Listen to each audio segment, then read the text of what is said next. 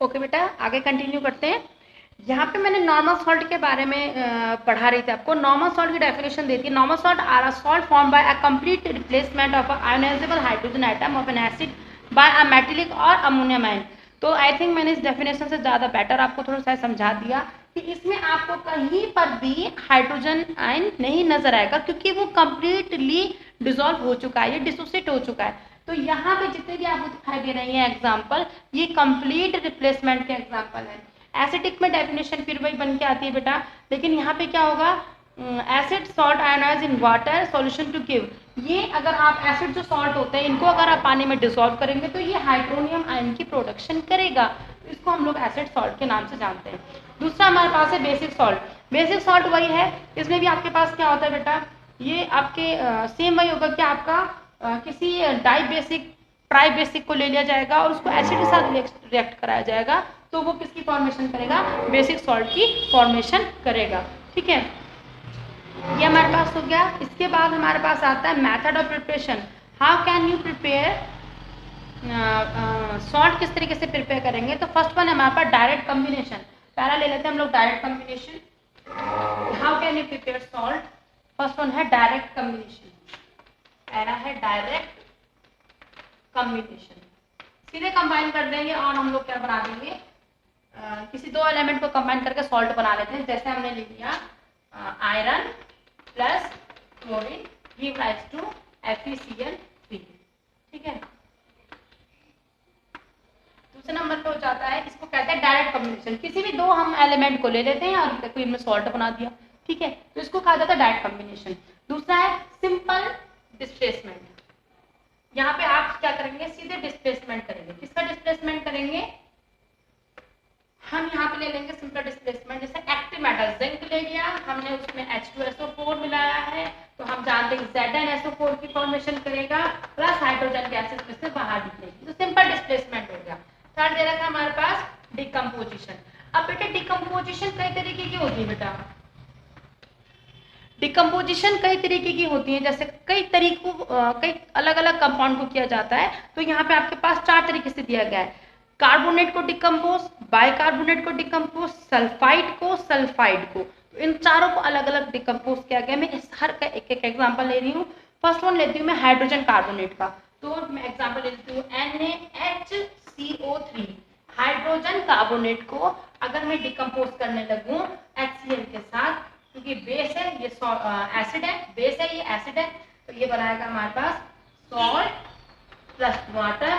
और आप जानते हैं और आपको याद भी होना चाहिए अच्छे तरीके से कि किसी भी कार्बोनेट को या बाइकार्बोनेट को डिकम्पोज किया जाता है तो ये दो प्रोडक्ट 100% बनते हैं, 101% H2O और कार्बन डाइऑक्साइड। चाहे मैं हाइड्रोजन कार्बोनेट लूँ, चाहे मैं सिंपल कार्बोनेट लूँ, या मैं सल्फाइड लूँ या सल्फ क्या बोलते हैं उसे, सल्फाइड। ठीक है, तो उसमें भी आपका क्या निकलेगा, सल्फाइड लूँ तो आपका क्या बनेगा, SO3 होगा, तो बस CO2 की जगह में SO2 हो जाएगा, बाकी सेम रहेगा। ठीक है, अच्छा कार्बोनेट के लिए सेम हो जाएगा बेटा। नेक्स्ट है हमारे पास सल्फाइड। सल्फाइड का देखो जैसे मैंने कहा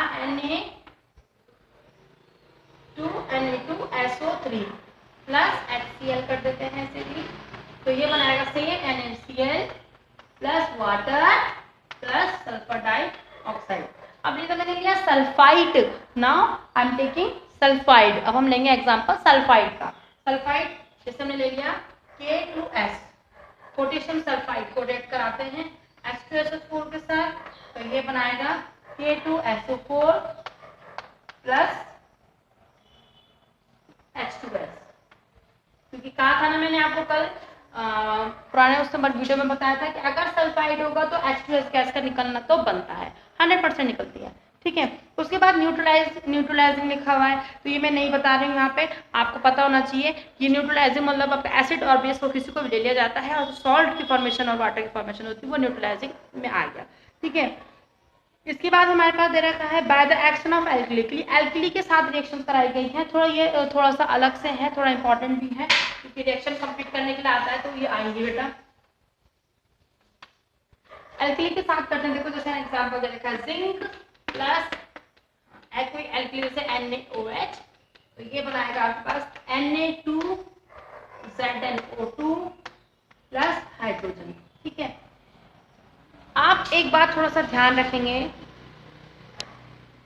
एल्कली के साथ जब कभी भी रिएक्शन होती है तो मैक्सिमम में प्रोडक्ट में याद रखना, अगर इधर OH होता है तो मैंने आपको बोला था अगर इधर OH होगा तो उस तरफ का वाटर का निकलना बनता है। तो देखो अगर मैं आपके पास एक और लिखती हूँ, देखो जैसे लिखा Al2O3 प्लस NaOH, तो ये बनाएगा NaAlO3 प्लस वाटर।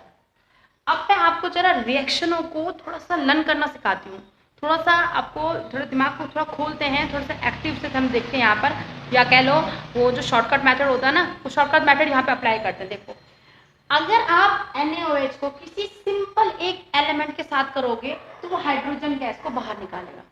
ठीक है, लेकिन अगर आप एक कंपाउंड को किसी एल्कली के साथ करते हो तो ये हमेशा वाटर बाहर निकालता है। याद रहेगा, याद रखना पड़ेगा, क्योंकि याद रहेगा तभी जाके आप इसको ऑब्जर्वेशन होगी या कंप्लीट करने को होगा तभी कर पाओगे बेटा। ठीक है, अच्छा दूसरी चीज क्या, कभी भी हम किसी मेटल को किसी के बेस के साथ कराते हैं तो वो एक कॉम्प्लेक्स सॉल्ट बना रहा है, दिख रहा होगा आपको, कॉम्प्लेक्स सॉल्ट, सिंपल सॉल्ट नहीं है।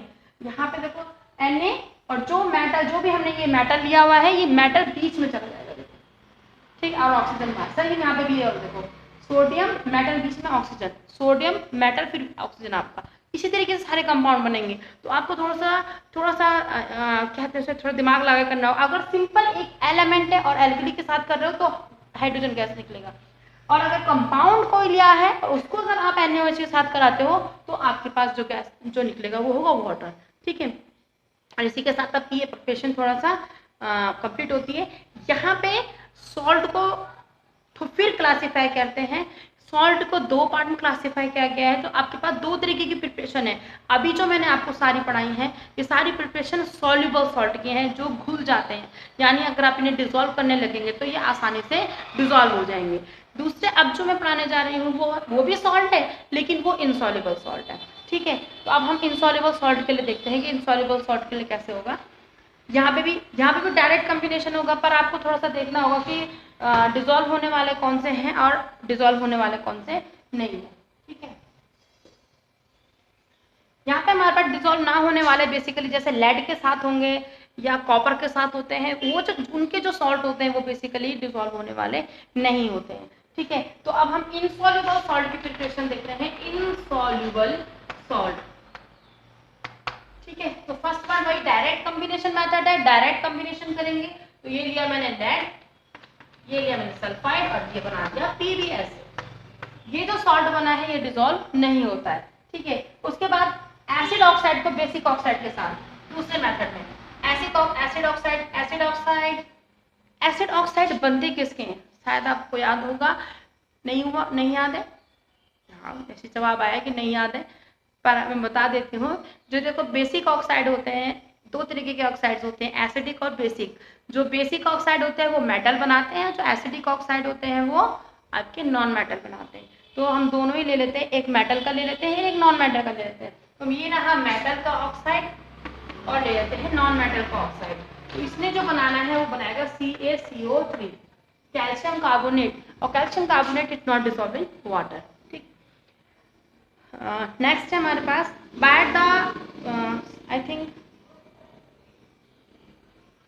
ओके बाय हमारे पास प्रेसिपिटेशन रिएक्शन, इसको डबल डिकम्पोजिशन के नाम से भी जाना जाता है, क्योंकि इसमें आपका प्रेसिपिटेट बनता है। प्रेसिपिटेट आपको याद होगा वो मास प्रोडक्ट का जो डिसॉल्व नहीं होता है उसको हम प्रेसिपिटेट कहते हैं। ठीक है, देखो जैसे हम बना लेते हैं, जैसे हमने लिया BaCl2 प्लस H2SO4, तो it give rise to BaSO4, ये प्रेसिपिटेट है। ठीक है, प्लस HCl। ओके, ये आपके पास प्रेसिपिटेट है। ये ऐसे रिएक्शन आपके पास दी गई हैं, आपको कॉपी में नोट करनी है अपनी। ठीक है, तो ये जितने भी बन रहे देखो, ये हमारे पास क्या है, हमारे पास डबल, यहाँ पे क्या होगा डिकम्पोजिशन, ये भी डिकम्पोज हुआ, ये भी डिकम्पोज हुआ, इसने एक प्रेसिपिटेट की फॉर्मेशन करी है, और ये प्रेसिपिटेट डिसॉल्व नहीं होता बेटा। ठीक है, इसके बाद आता है हमारे पास कुछ और एग्जाम्पल हमने इसी के बेस पे दे रखे हैं। अब इसके बाद आता है लैबोरेटरी प्रिपरेशन हैं। तो लैबोरेटरी प्रिपरेशन जब क्लासेस खुलेंगी या ऑनलाइन क्लास, हम मतलब तो ऑनलाइन चल रहे हैं, फेस टू फेस होंगे तब मैं इस चीज़ को पढ़ाऊंगी। फिलहाल आप इसको यहाँ पर छोड़ दीजिए कि लैबोरेटरी प्रिपरेशन वाला पोर्शन है लैब में ही होगा, इसको छोड़ दीजिए आप, ठीक है। इसके अलावा बाकी मैं आपको पढ़ा चुकी हूँ। 3B एक्सरसाइज आप कंप्लीट करेंगे, ठीक है। इसके बाद है प्रॉपर्टीज ऑफ सॉल्ट। तो प्रॉपर्टीज ऑफ सॉल्ट ये एक अलग सा टॉपिक है, थोड़ा इंपॉर्टेंट है, ये मैं नेक्स्ट वीडियो में लूंगी। आपके लिए फिलहाल आज के लिए इतना काफ़ी रहेगा।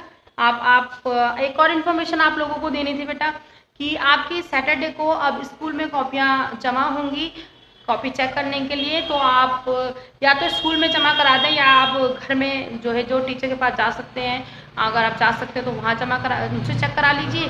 नहीं तो आप जो है सैटरडे को स्कूल में कॉपियों को अपनी जमा कर दीजिए और आपको मंडे को वो कॉपियाँ चेक होके मिल जाएंगी। तो प्लीज़ आप लोग जो है अपना सारा काम कंप्लीट कर लें और अपनी कॉपियों को प्लीज़ सैटरडे को 9 से 12 बजे के बीच किसी भी टाइम जाके आप वहाँ पे कॉपियों को जमा करा सकते हैं।